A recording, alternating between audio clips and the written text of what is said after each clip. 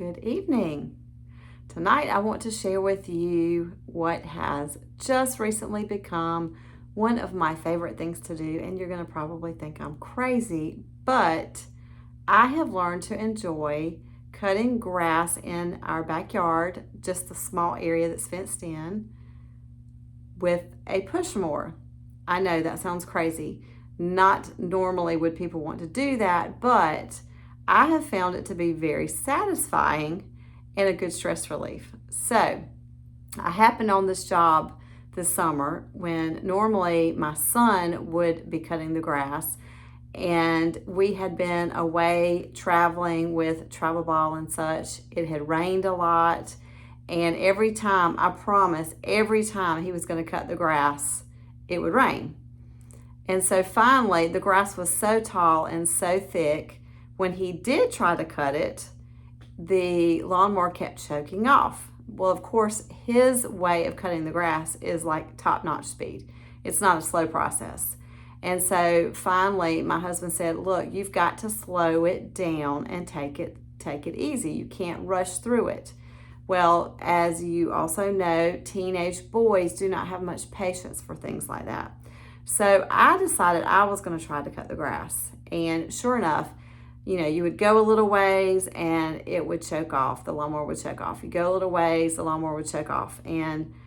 But while I was doing it, I found a lot of satisfaction in seeing where I had already passed by and cut and what I still needed to accomplish. I had a lot of enjoyment, I know that's weird, out of accomplishing getting this thick, tall grass cut. So now I've decided that I will cut the grass because I like it. I know, I'm strange. Again, we have not been able to cut the grass in the last couple weeks because of so much rain. And the grass had gotten really tall and gotten really thick. So tonight when I started to cut the grass, I knew it was going to be a challenge because the grass was so tall and the grass was so thick. Sure enough, as I cut, it would choke off and I'd have to restart it. It probably choked off and cut off at least 10 or 15 times minimum. I mean, it could have been more than that. But I just slowed down. I would cut a little bit and back up, cut a little bit and back up. And as I was doing it, I was thinking, the only way actually for me to accomplish this is to take 2 steps forward and 3 steps back.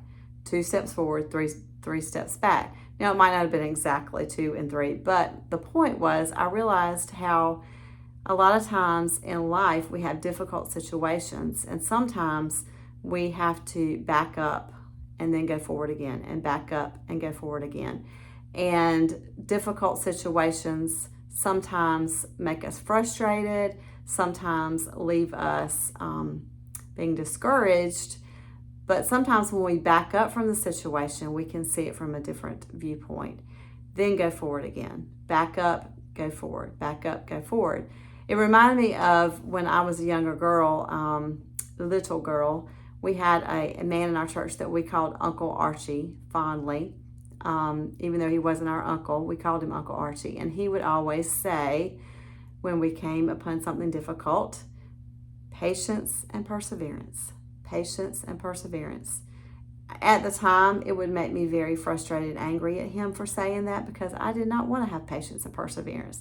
Now, after I've had a lot of experience under my belt, I understand that there's a lot of situations where the best way to accomplish the task is with patience and perseverance. It reminded me of this scripture from Galatians 6:9 that says, let us not become weary in doing good, for at the proper time we will reap a harvest if we do not give up. That's kind of what we have to remember in life. Sometimes we're going to come upon difficult situations, whether it is a difficult situation with a coworker, a difficult situation in a friendship, a difficult situation in church. Sometimes we have to back up, gain a different perspective, and then go forward again. But it's important for us to not give up on doing good. And at the proper time, we will reap the benefits. Just like tonight, when I took my time and slowed down, 2 steps forward, 3 steps back, 2 steps forward, 3 steps back. At the end of the evening, I had a nicely cut grass yard. It did take longer than normal, but it was accomplished. I relieved a lot of stress because it took so long, probably 3 times as long as it normally would have. But in the end, the grass is cut.